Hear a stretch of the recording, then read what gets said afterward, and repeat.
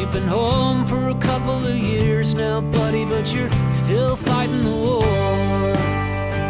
Hey everyone, and welcome to Shoulder Untold Stories from a Forgotten War, a product of Grumpy Combat Media and Friends.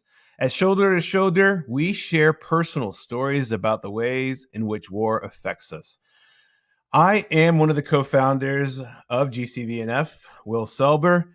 I am not joined by my BFF on this episode. K is out saving the world, but I have an all-star guest, somebody who I haven't had a chance to talk to, but I just want to kind of level set a little bit. I found him, I saw him on Twitter, and I instantly followed him. And so Stephan Jensen, he is currently working at the Tony Blair Institute in Kiev, Ukraine, as the country director. So he is coming in live from Kiev. I love it. And he is also from 2013, he served in Afghanistan as part of the Norwegian army, where he served in Mazar-e Sharif on a police advisory team. Stephan, welcome to Shoulder, brother. How are you doing? Good. Thank you so much for having me. And I realize I'm so sorry for having to reschedule a couple of times. It's really great. It's a great pleasure to be here. And it's funny to kind of have a conversation for the first time, because I feel like we've kind of been I've been a fan of you on Twitter. And I don't want to presume that you're a fan of me out there, but I feel like we've got mutual fans, you know? I do, yeah. If you are on Twitter or whatever, X, goodness gracious, you know, it's Ask Stephan A. Jensen. We'll put it in the show notes. But if you want to learn about Afghanistan and really get it, and I can't stress enough that he's a great follow.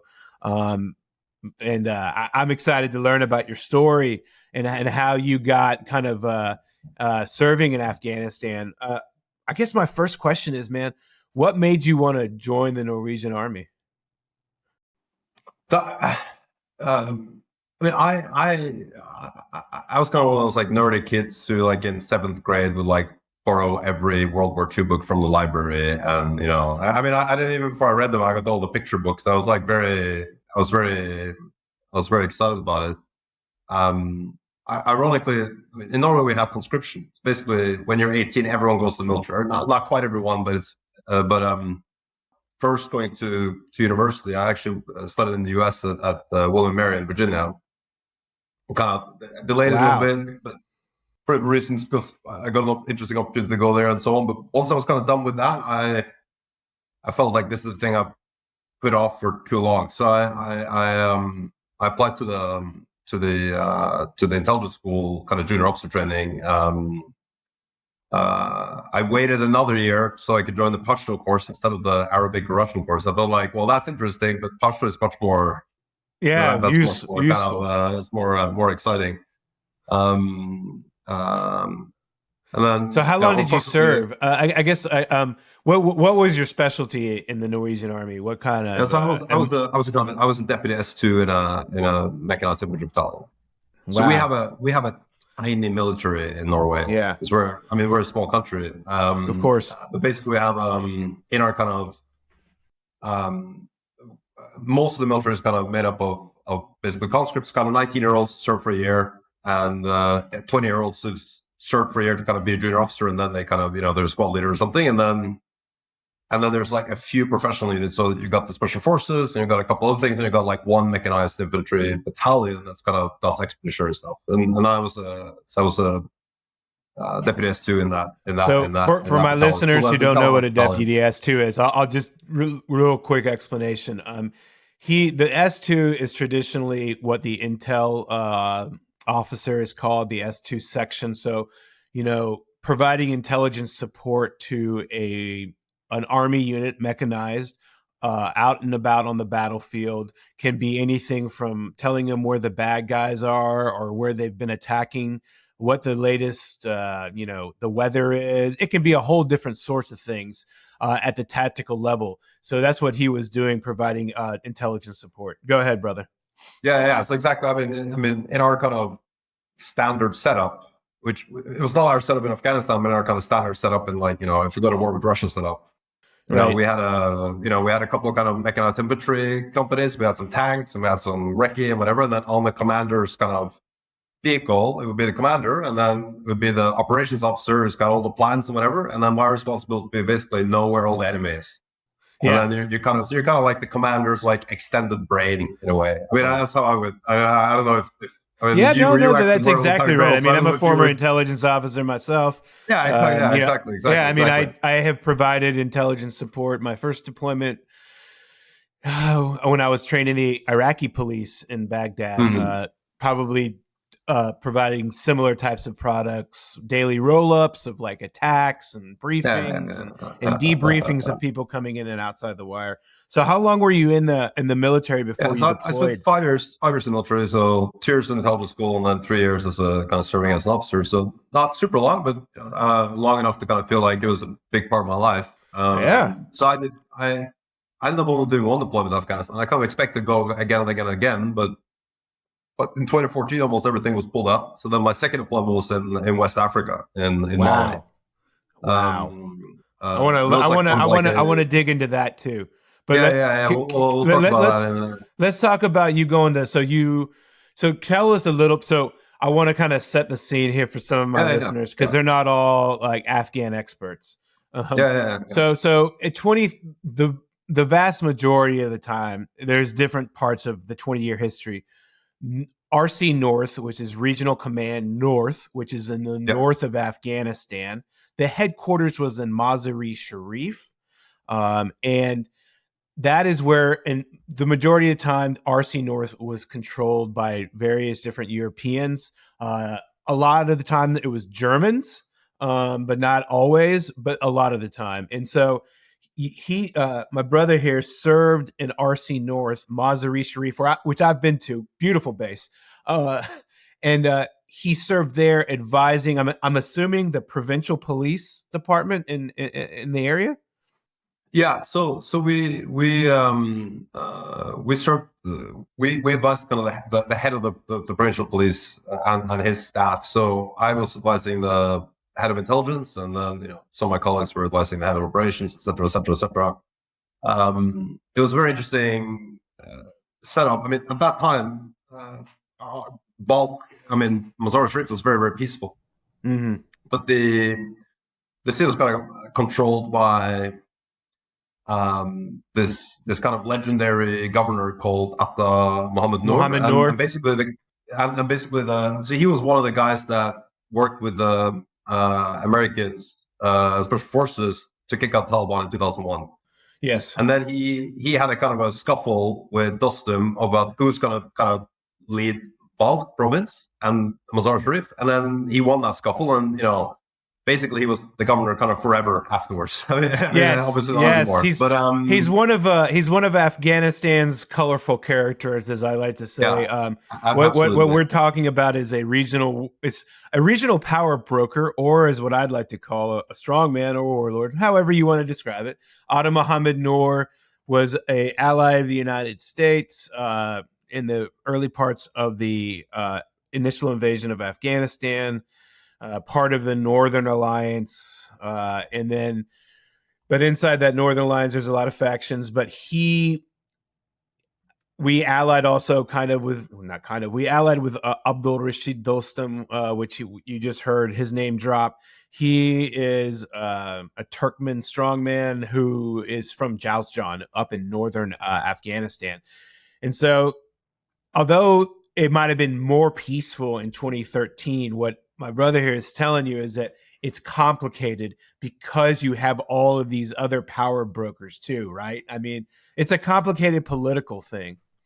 It felt a little bit like, you're kind of halfway, you're advising the government and the police, and halfway you're advising like a kind of a mafia organization that's kind of, in conflict with other mafia organizations. I think we were absolutely right to do that. We were right to support the government and whatever, but it was a weird, very kind of fluid, interesting dynamic. And these guys have been like, I was 26 coming there and being the kind of, I felt it was more like a liaison officer or like a go-between than it was A important. real advisor, for them. somebody who's telling them what to do. Yeah. Yeah. I was not there to be like, I did this 30 years ago, so you should do this. I was more like, here's how we look at the situation. Here's how you look at the situation. Let's compare notes and compare maps, and and all. You share what you know, and that's the kind of This is such a small world, bro.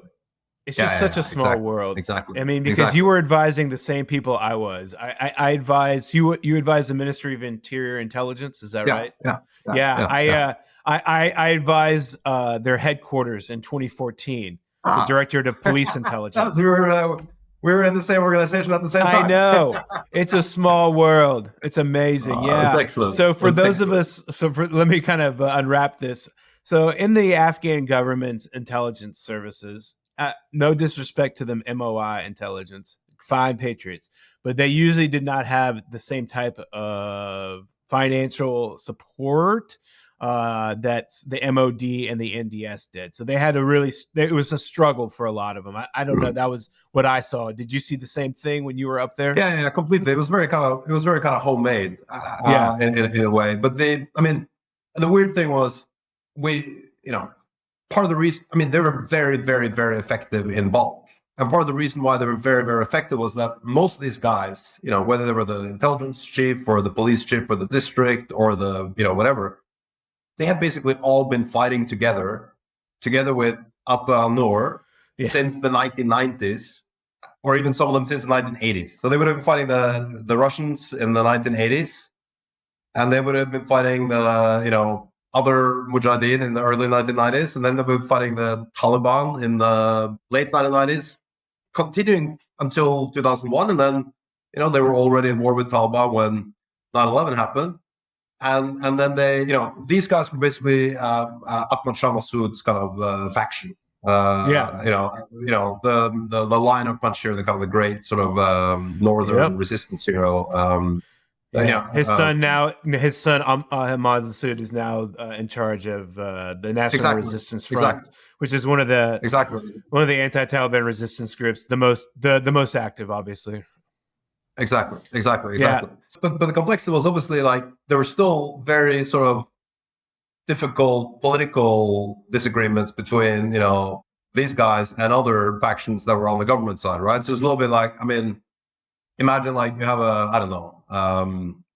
imagine the strange scenario in the United States. You have a Republican president and you have a Democrat governor in some state, and they both have the common goal of, keeping the Chinese at bay.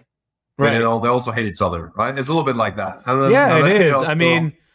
And it's very difficult, for many Americans, officers and service members who go there and they have to kind of learn on the job of like, who are all these Afghans and why are they telling me things? And like there is so much context that it just takes so long to understand it, because then you like, okay, so he was part of Massoud, but he was Jamiati Islami, and then you start breaking it down. And it is what I'm trying to unpack here is that it's a very complicated political environment. Completely. But I think it's also hard. It's sometimes easy to kind of think that that's because it's Afghanistan. It's like every country has a complicated political thing, right? So we used to joke. It was my job. I was the intelligence advisor to the Afghans, but in the unit, I was the intelligence officer, right? So I was talking to my commander, and I said, how well do we really understand the situation? And I said, listen, what if we were a Saudi Arabian military unit going to Norway to advise the police in Oslo? We were staying at a base at the airport. We drove into the city every day to do meetings and patrols and joint stuff, and we worked through interpreters. After 6 months, how well do we understand? It's like, well, you did understand quite a lot of things. Like you'll have built relationships, you'll have learned about the context, you'll have, but like, there will be, 50 years of stuff that just everyone around you knows because they're there and they were there and they know all the people that you don't have the references, right? And I think that's like, exactly. You gotta kind of have like once you level set that, it's kind of fine. You get okay. We understand some things, lots of things we don't understand. We know what we don't know, and we can kind of work with that, right? But if you kind of you can only do the best you can. Because you're only there for 6 months, and you're trying to. It's like I tell people, I'm like, look, imagine if you were an advisory team and you came to, I don't know, let's go with Mississippi, in the United States, right? And that would be a completely different experience, politically, culturally, than somebody who decided to do an advising mission in San Francisco. Same country, different culture and people and politics, and so it's challenging to say the least. And you can only control what you can control. Yeah. But it was also, it was also kind of funny. I remember, we did so much I'd done 2 years learning Pashto, right? I'd done Pashto because Norway used to, up until, basically a couple of months before I deployed, Norway was responsible for all of Faroe province. That was our province. That was where, and then sometimes we had some Americans in there and some Germans, but that was our province. We had the PR team. That was yep. And then quite a bit of that province was kind of, the southern bit was Pashtun, and then so I had to teach a bunch of officers how to speak Pashto, especially intelligence officers. So I was okay, I'm excited to go there, right? But then by the time I graduated 2 years later, it was just at the same time as the last kind of convoy stuff was coming out of Maymana, and that had been handed over to the Afghans, and they did a fine job there. But so then all these guys I spoke to, they spoke a different language. Not all of them, and most spoke a different language than what I'd spent 2 years learning. Not all of them. So and still gave me some gave me a lot of Dari credit, and right? But it was so I got a question. most of it spoke Dari. Yeah. So I got a question for my listeners. So when we talk about Mazar-e Sharif, the Europeans, on your team, on the group, what other countries were represented there? That were working with the MOI. Yeah. So we had, our specific advisor team, which was the size of, we were 20 your or 30 specific people, advisor. We'll start there and go a little bit higher. We were Norwegian, but then we were part of a battalion size force that was Norwegian, Swedish, Latvian, and then one level up, it was kind of all of the EU, basically, kind of, with all the different, everything. Germans. German. Lots and lots of Germans, Romanians, Hungarians. I went to the Hungarian PRT once. It was amazing. I bet. Yeah, man. Obviously, I had that kind of multinational kind of setup had its own kind of, challenges, but also benefits. Obviously, it's you get a different sort of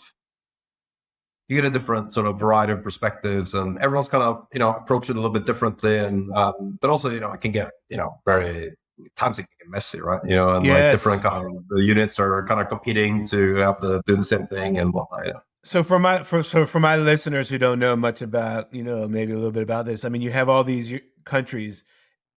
Does everybody speak English? How do they all communicate between each other? How does that? You have translators between each other? Because go ahead. But I think for every country is obviously very care a lot about what their contribution was, right? So if you watch the Norwegian news, you might have thought the war in Afghanistan was a Norwegian war with some Americans there as well, right? Exactly, sure. And obviously, I'm sure the same would be. I'm exaggerating, right? But I think what a lot of but at the same time, if you're Norwegian, that you're a small ally in a big alliance, right? But I think for a lot of Americans, I think it's probably not that much awareness. About a third of the international troops in Afghanistan were basically NATO allies. Yes, and a third of the casualties, right? Yes. So there was I think for NATO, the only time in the history of the NATO alliance when Article 5, which is this rule that says if one ally is attacked, everyone's attacked, only time that's been invoked is after 9/11. So basically everyone was okay, we're going to go. That's what we've committed to. And it was very kind of interesting. It was a transformative thing for a lot of European militaries. So, if you think about France and Britain, they've done lots of expeditionary stuff for years and years and years, right? Every year in the last 100 years, there's a British soldier died fighting somewhere, right? In some jungle, and but if you think about countries Norway, Sweden, Germany, Italy, and then a bunch Poland. of East European countries. Yeah, Poland, who just kind of joined the They alliance. had all of Aruz gone. I mean, right? I think that's or were yeah, they? yeah. Yeah, something like that. Oh God, that's a No, whole. but I mean, they were, it that was was like the it was a Australians. very, it was kind of like a thing where suddenly because we had like a big kind of mobilization army during the Cold War. Yeah. I mean, big. Norway is a country of 5 million people. We could mobilize a force roughly a third of the size of the U.S. Army today. Yeah. In like a week during the Cold War. I mean, in numbers, obviously, like with less equipment, less training, less everything, right? But that was like the way it worked during the Cold War. The Americans had like the kit, the jet fighters, all the stuff, and then the Europeans had like a ton of people that could be mobilized like in a week, and with kind of the ground equipment and stuff like that, right? Yeah. Then obviously and then after the Cold War ended, we were kind of okay, what are we going to do now? And then Iraq came along. Iraq came along. Some people went to Iraq, but Afghanistan was like the thing that everyone was kind of part of, because it was Article 5. UN had approved it. There was no kind of doubt that this is justified, right? So, and it completely changed the way that the European armies that hadn't been doing expeditionary warfare for 100 years kind of thought about doing this stuff, massively professionalized things, and it changed the status, right? Because if you were an officer in the Norwegian military in the 1980s, like you would go on exercise, and you would theoretically you could, maybe there's and then maybe you could go on like a UN peacekeeping operation, but it was like not as kind of prestigious. But like suddenly, Afghanistan comes along, it's like suddenly like we're sending people actually to go to war, and it completely changed the kind of the way people thought about it, and the amount of kind of training that came in, the amount of professionalization, and so. You went in a period of like 15 years, you went from this like massive kind of mobilization citizen armies to this very small, nimble, very high quality, but tiny kind of expeditionary forces. Yeah. I mean, I spent 3 months in the Kunduz provincial reconstruction team as a kind of a liaison officer with a special forces team that was doing Afghan local police in Dashti Archi, and which is a district of Kunduz, which is in northern Afghanistan. And I just, I hung out with some of the German special forces guys. I went out on missions with the Belgians. I went on missions with everybody. And yeah, I mean, I tell you what, it was a really important experience for me. I didn't spend a lot of time up north, but those 3 months was eye-opening because I saw a whole nother part of the war. And in RC North and RC West. So RC West for my viewers is out west near the border with Iran in Herat, which is where mostly the Italians were, but there was a lot of other Europeans. The Spanish used to be there for a while, and so all of NATO. So people in the United States who just kind of don't. I want to underline, NATO contributed heavily to the war in Afghanistan. They sent their sons and daughters to fight and die alongside American soldiers and Afghan allies. And so the contribution from our European partners in Afghanistan is tremendous. It's tremendous. Norway was incredibly lucky because we got a reasonable peaceful province, and so on. But if you think about countries like, the UK, Denmark, and Estonia, and some other countries, they had higher casualties per capita than the United States in Afghanistan. Yes. Like more Danish soldiers, if it's a tiny country. Yeah. They had per capita. They lost more people in Afghanistan than the United States. And that's not to kind of say anything about, big country and like that was them. But they, when Helmand kind of started, that was basically the British and the Danish doing it. When Kandahar started, that was the Canadians, right? Canadians. It was like Canadians, yeah. And the big battles are happening in 2005, 2006. That was like Canadians, British, Danish, and then Americans as well. But it's like and obviously part of the reason for that was that when the Iraq War started, there was also like a sense that like, okay, Afghanistan, that's the kind of the war that like the NATO allies does. And then, obviously that changed a lot, in kind of 2009, 11, 2012. But, and some of the European countries came to Iraq as well, but in the kind of it was a very different dynamic with much more kind of, disagreement inside the alliance. Yeah. But I think, the contribution of the Danish and the Estonians, for example, I mean, it's crazy for Norway because it's not well known for among the regions, but before the Norway got the kind of responsibility for FAREA, there was a very serious discussion about whether we should instead take over the responsibility that then became Danish in Helmand.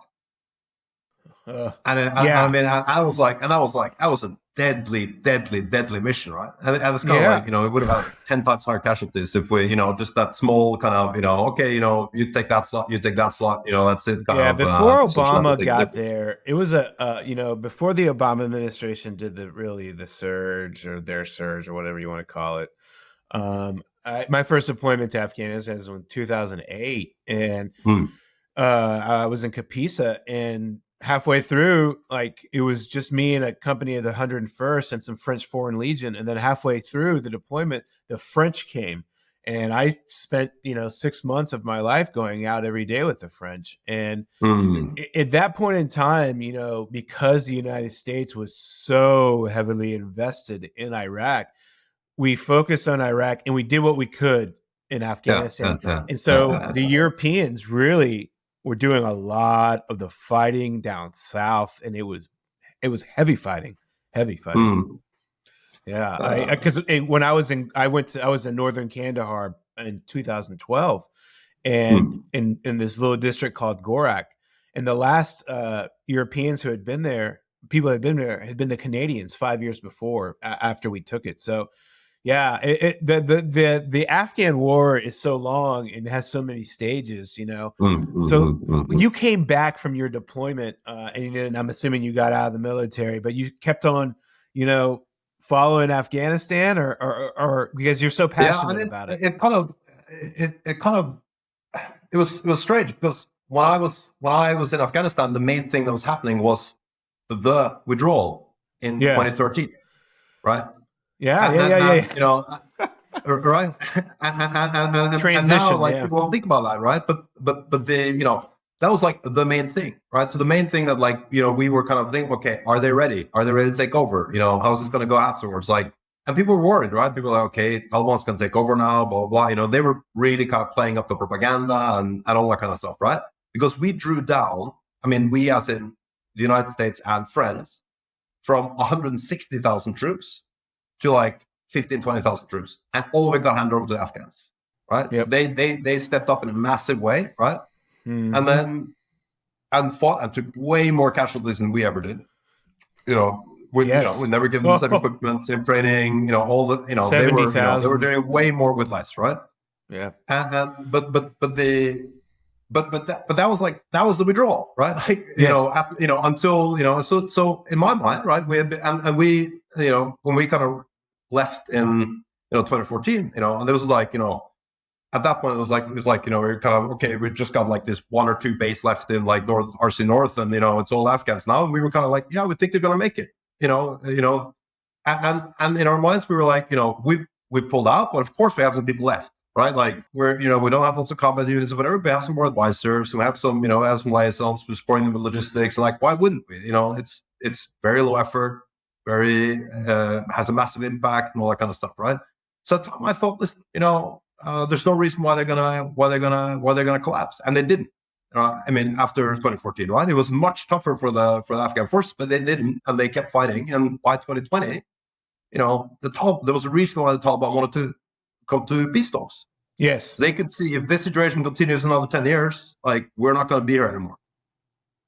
And so, when we talk about 2014 to 2020, it's an interesting it's a time of transition, like you said, because the Afghans, they're in the lead, and they're doing the majority of the fighting and dying.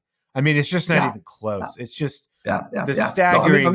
It's like, just to point out the numbers. After 2014, about 10 to 20 NATO troops. I mean, American, well, not just but American, European, Australian, whatever. And non-NATO Western troops allies, out here. non-Afghan allies, right? Yeah, about 2020. And about 10,000 Afghan soldiers lost their lives. Yeah. Right. So that's basically for every Western soldier that died after 2014, roughly 500 Afghan soldiers lost their lives. Right. And that's what gets me when when people were saying 2021's oh, well, now that we're left, they don't want to fight anymore. And I guess, right. Everyone just wants to. I'm just like, are you fucking kidding me? Can I swear on this? Yeah, you can curse. Hell yes. Drop the F-bomb. I'm just like, but it's like, if you, it's maddening. Like you stab your ally in the back. Yes. Right. And then you blame him. Right. It's like, it's exactly right. It's like, yeah, it's because he was such a bad guy. Like, what the fuck are you talking about? And I think, if it would have been better if we had just said, listen, we're a bunch of fucking weirdo cowards, and we're not gonna, and idiots, right? And we're gonna drop the ball on this, and we don't care. But when very, very senior politicians, world leaders came out, Biden, Trump, for some extent, said, listen, this is just kind of, why should we fight and die if they're not willing to fight and die? It's just like, it is a lie. Like, it's just a lie. It's just like, it's one of the most vile lies you can make. Like, if they're dying 500 guys for every person you lose, and you're saying, oh, they're not willing to fight, that's why we're gonna get out of here. Like it's dishonorable. It's insane. It's completely insane. Completely it's dishonorable what the United States government at the lead did. Because what we're talking about here is the Doha Agreement and the years afterwards, where we basically, and we've talked about this topic many times here, but just to brush it, if you're just picking up, the Doha Agreement was signed in February 2020. Zalmay Khalilzad, who was President Trump's special representative to Afghanistan under Secretary of State Mike Pompeo, signed a 3-page piece of paper that had no legal standing. It was never ratified. It had zero. If you read it, I've signed, applications to get a credit card at Best Buy that are longer, to basically excluded our Afghan allies and who were non-NATO major allies. And we had a bilateral security agreement with. We had these two treaties that had legal standing. And then we signed the Doha Agreement, which was a piece of paper that wasn't ratified by anybody. And for some reason, that superseded the other two. And it was a fig leaf, in my opinion, to allow the United States to withdraw, try not to get shot at too much, although they did, and then tie our Afghan allies' hands by not allowing them to do offensive operations, because they had to do it completely. I think and by the way, I don't want to kind of beat the drum too much about all the other countries involved, but all the European countries where basically just said, we'll go because you asked us to go. We're saying don't do this deal. This is a bad idea. And then when the withdrawal came along, we said don't do this withdrawal. There were debates in the British Parliament. Yes. About should we just keep this going because this is such a bad idea to leave now, right? And then for other because the Europeans have underinvested. We've massively underinvested in the military. British very quickly came to the conclusion that we don't have the capabilities, but to do this kind of on our own feet and whatever, and that's a different discussion. But I think that one of the things that we can tease out in that statement is that there was a lot of European allies who were not really wanting to leave. This was an American-led decision, and NATO was not really interested in it. Trump signed. It's not. They were saying Biden actively telling the Americans don't do this. Yes. But I think there's also there's different nuance there. Maybe connects to what I said earlier, because one thing I found strange when I was reading about the war in Afghanistan in the US while I was before 2021 was the news we're talking about is there was no difference from 2011. Right. There was kind of, Sure. a kind of an innumeracy. Like, no one had, there's no sense that like, we have a few thousand troops here now. We used to have literally 20 times as many troops, right? Like, and the Afghans are doing most of the work now and all that kind of stuff. Whereas in most European countries, I'm not saying this is gonna, big up, but I think politicians maybe were just clever because basically in 2014, that was when there was like, okay, now it's over. Like we pulled out now, and then there was lots of kind of wooing and ahhing. Was it worth it? Should we have done it? And what about the soldiers and all this kind of stuff. We just went back and forth. But then it was basically like, and then it was like, and we have some special forces left, of course, but like we're done with the main thing now, right? Like the war's over. We have special forces to help the Afghans, but like of course we do that. Like that doesn't mean we're still at war in Afghanistan, right? And so in 2021, it was almost like a surprise to people. It's like what I mean, I've listened to like British kind of podcasts or news at the time where they were saying, oh, but we left in 2014, despite the fact that in 2021 there were 3 times as many European troops in Afghanistan as there were American troops in Afghanistan. Yes. And I'm not saying this to kind of suggest that the politicians should have no, I'm not saying like politicians should have kind of tricked people or whatever, but like yes. But this idea that like we have to end this war because it's like unsustainable and we have all these troops there, that is a lie. It is a lie. We pulled out the troops in 2014, and after that the Afghans were fighting, and we helped them a bit. Like that is the reality, right? We helped. That was so really. It was stuff in helping them. Yeah, it was a long war. So look. I like to tell people. I never say that like by the time I was there in 2020, obviously, but like things were going downhill because the Doha Agreement had started the poison pill had started to kill the patient, right? Because that's just what happened. Now in 2019. It wasn't like the government of Afghanistan was like about to defeat the Taliban, but they were fighting the Taliban and they were dying and they were winning some places and they weren't doing great in some places, but they were learning and they had only been on their feet for 5 years. And the Afghan Air Force had really only been operational for about that long, a little bit before. But so what we're trying to tell everybody is that they were a young fighting force built in iron, and we had outsized expectations. The West did that somehow that these guys, because there were some problems with some of the main forces and corruption, which we helped build, that like they were all just bad. Absolutely, that is not true. Afghan commandos, GCPSU, their SWAT team, Special Mission Wing, Afghan Air Force, a lot of people did a lot of fighting and dying. Completely. And they were on the front lines and they were proud to serve, many of them. I mean, we sent them to some of Europe's best schools, completely.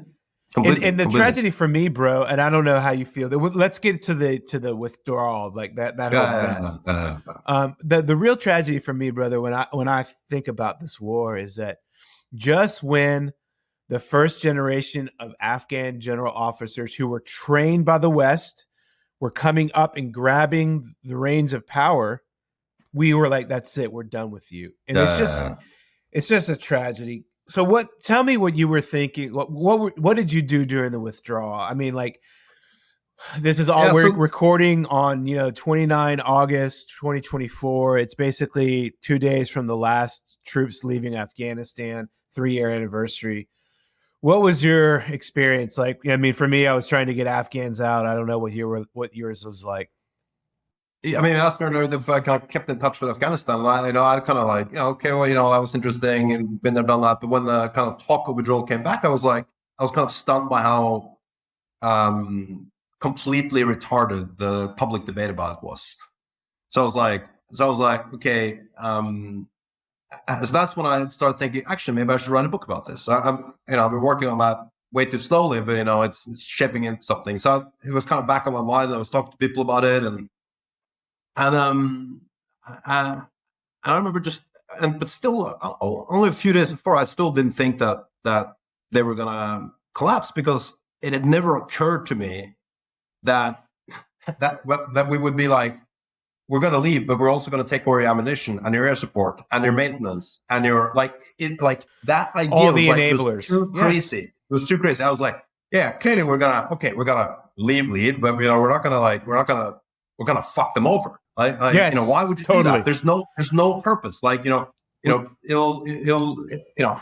we plunged the dagger into their back, and then they bled out from it. Exactly. So I mean, but I literally remember I had dinner with a friend of mine. I mean, I don't remember exactly, but it was like kind of 2 or 3 days before, or maybe a week before Kabul fell. And I remember telling him, listen, there's no reason why we should expect the Afghans to lose. They're a strong fighting force. They're committed. All the stuff that they're not willing to fight, it's just nonsense. And, it's going to be a bit tough this year because the Taliban are going to, really, make their best bet. But once they've done that, what are they going to do, right? If they can't win this year, they're never going to win. And, it's going to be, long term, this is going to, the Afghans are going to prevail. And then the same night, I saw like, oh, Herat just fell. And I was like, okay, I think I was wrong about this. There's something here I haven't considered. And that was, for instance, the fact that we stopped. Like we basically just we gave them a laptop and took away the charger, right? Like that's basically what we did, right? And then we're like, wow, how come we can't use this laptop? Are you stupid? Like, I mean, it's like, it's like, how can you not militarily defeat an enemy that we were not able to militarily defeat? But I was surprised by how kind of emotional I got about it because for me, I felt like, I was there. It was an important experience. I also committed a lot of time to kind of, learn the language and, kind of, it was like a big part of like my, your life. I mean, remember, like yeah, exactly. And like, my kind of identity that, this was like, and I wish I'd spent more time there, but it's like, but I remember I was kind of at a coffee shop in Oslo and I just kind of read the news and I just kind of started crying, when I saw that thing about the helicopter, because I was surprised by myself. I didn't believe I would have that reaction, but it felt like a betrayal. It was a betrayal, and it was so unnecessary, and it was such a kind of it was not just a betrayal of a commitment and of your allies, but it was a betrayal also of all these kind of hopes and aspirations that millions and millions and millions and millions of Afghans had kind of had good reason to commit to, right? Yes. But I think it was also betrayal of ourselves. Oh, because yes. This is like, because we basically said, as the West as a whole, right? We're saying, listen,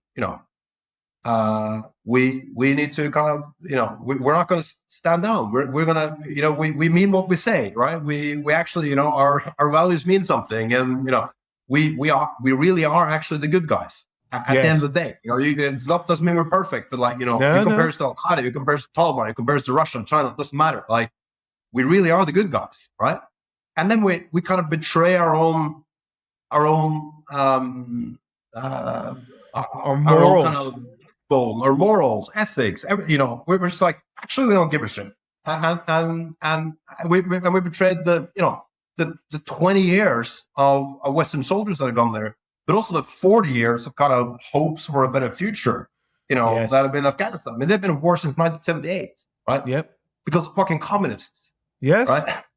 Yeah. And to me, it's like this, like kind of, it's like imagine like, and it was so unnecessary, and we were not losing. Like the Afghans were not losing. The Taliban hadn't taken a single provincial capital in 20 years. They controlled roughly as much of the country as they did, 10 years earlier, 20% it was of like contested. the least developed parts of the boondocks, right? Nothing Complete was fucking set waste, in stone. Right? Nothing. But it's like imagine December 1944, you're like, actually, we're tired of this now. We're gonna just make a deal, and then actually if the Germans take back France, it's fine. It doesn't matter for us. I mean, that's the kind of, that's 100%. The kind of the scale of the kind of the betrayal, of the moral betrayal, right? Yes, and moral injury.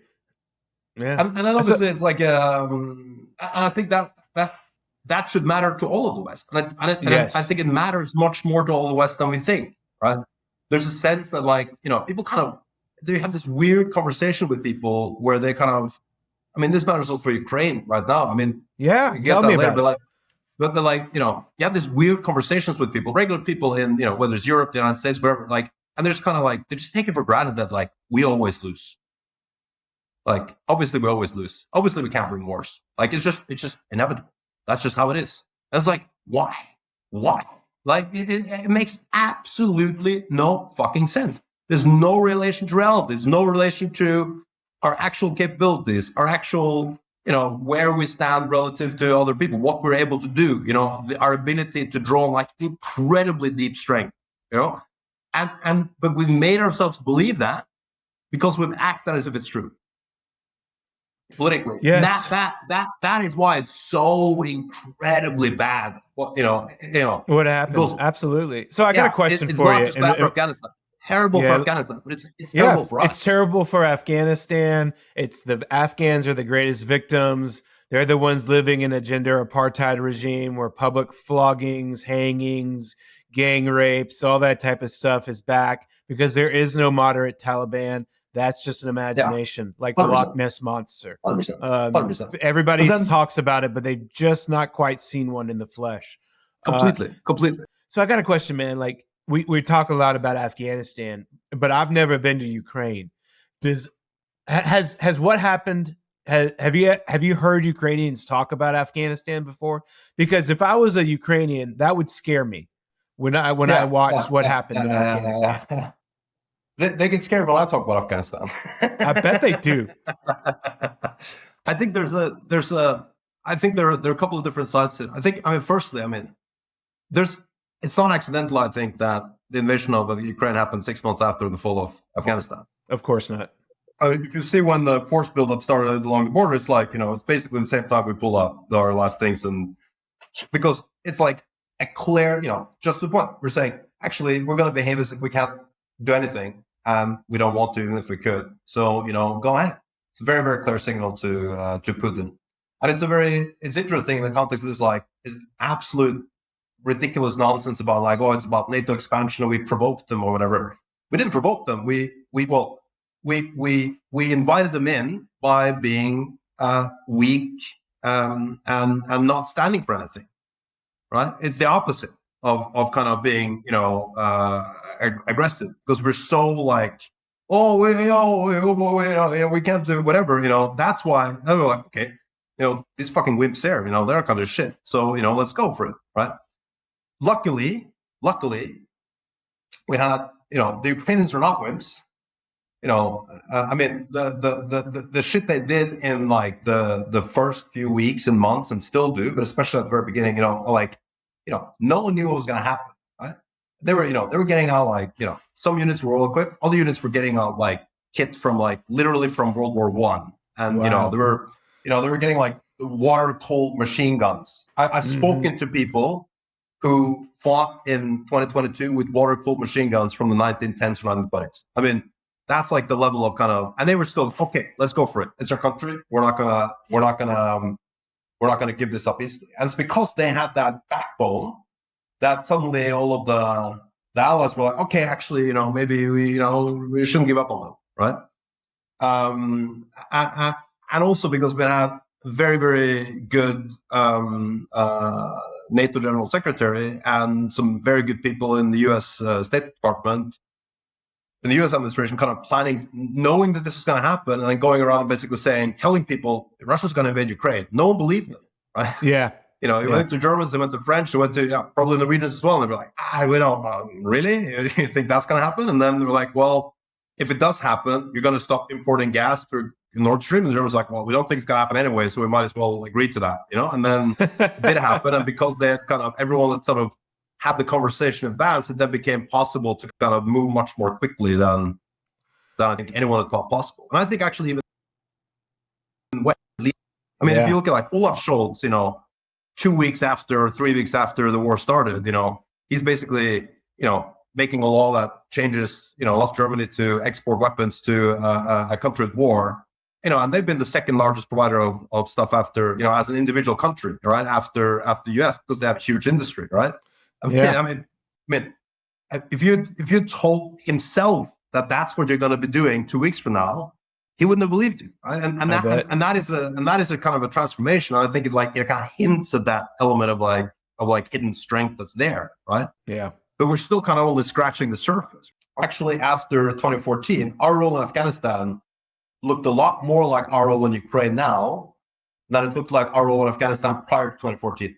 Well, hey, Stephan, I really appreciate you coming on and providing us with such a unique perspective. If my viewers are watching on YouTube, the reason why it's dark is because he's in Kiev and they're having rolling blackouts. So, we do podcasts no matter what, electricity, whatever happening, we're still doing it. So I really appreciate you coming on, man, and sharing your knowledge and your vantage point, because there's not too many of us still beating the drum about Afghanistan and being courageous enough to talk openly and honestly about it. So thank you very much. And thank you for, helping our Ukrainian allies too, because it's important. It's an important fight that everybody here at GCV supports as well, though we don't talk about it as much. But thank you for everything you do. And thanks for coming on. If you have anything else you want to say, please do it now. Yeah, I massively appreciate the chance. I think, the one final reflection I think is, I think the reason why we lost in Afghanistan is we thought we were going to lose. What we don't realize enough is that is the only way we lose. There's right. No one in the world that has the moral, technological, economic strength to that we have. The only way we lose, including our allies, non-allies, is that we convince ourselves we. Yes, that's 100% accurate. And if there's one thing we can learn from Afghanistan, it's let's not fucking make that mistake again. I love it. Let's end there. I love it, bro. Hey, thank you for so much yet again, man, for coming on, and thanks for joining us, all of our audience. Thanks for joining us and offering our guests a place to heal loudly. We will see you next time.